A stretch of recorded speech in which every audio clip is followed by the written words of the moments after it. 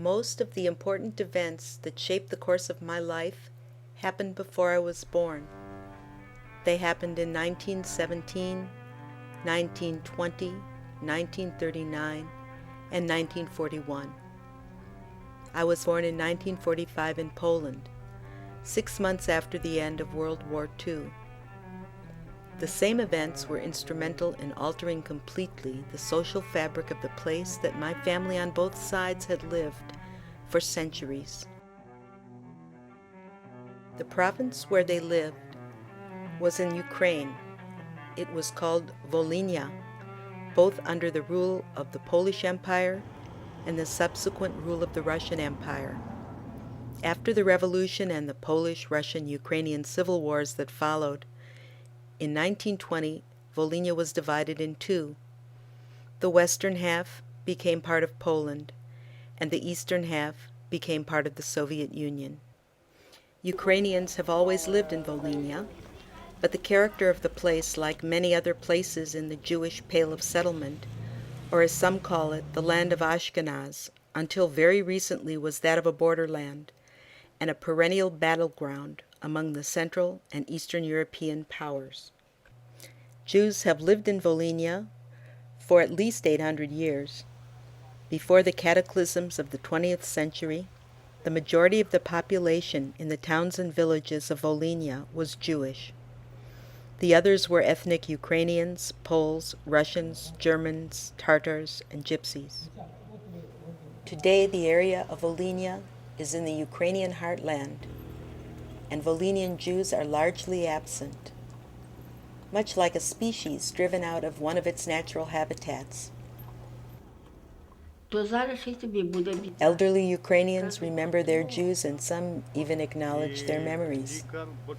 Most younger ones do not know that Jews were once the majority of the local townsfolk, even some who are themselves of Jewish ancestry.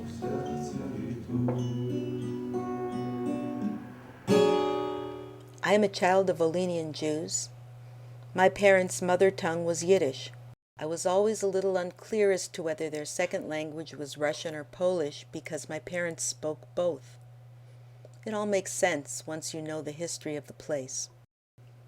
I have always lived comfortably with ghosts and shadows, events, places, and people that should be over and done with, but are simply not.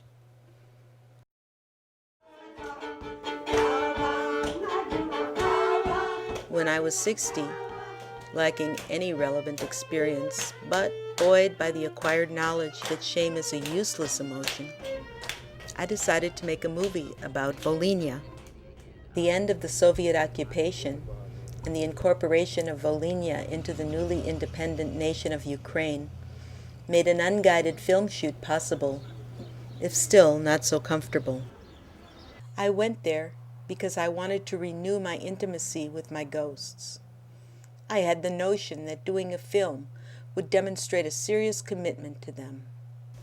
I wanted to breathe their air, walk in their streets and footpaths, to sit by their rivers and to say Kaddish in the right places. And most of all, I wanted to make them matter. Novohrad-Volyns'kyi, also known as Zvil, was the town where my father Yosef was born in 1906. Rovno was the town where my mother Tanya was born in 1912. The towns are about 60 kilometers apart, in what today are two different Ukrainian administrative units. Neither town is featured in the English guidebooks. You have to look in the index of a history book for any mention of them. The inhabitants of these towns and the surrounding areas often found themselves placed in or displaced from the killing fields that the great powers had made at every turn in their flat, indefensible province. It was, however, the catastrophes of the 20th century, the wars, revolution, the Holocaust, the deportations, that permanently changed this multi-ethnic milieu into today's Ukrainian heartland. Ukrainians have taken pains to revive their language and their culture, and their singular form of Catholicism. They've rewritten their history from a new perspective, celebrating a Cossack warrior, or a poet who actually wrote in Ukrainian. What was this place like before the Jews were driven out? What is the impact of their demise on the Ukrainians who live here today? And what about the handful of Jews who are still here? Are they simply scraps on a cutting room floor? How and what do people in both groups know of their intertwined past?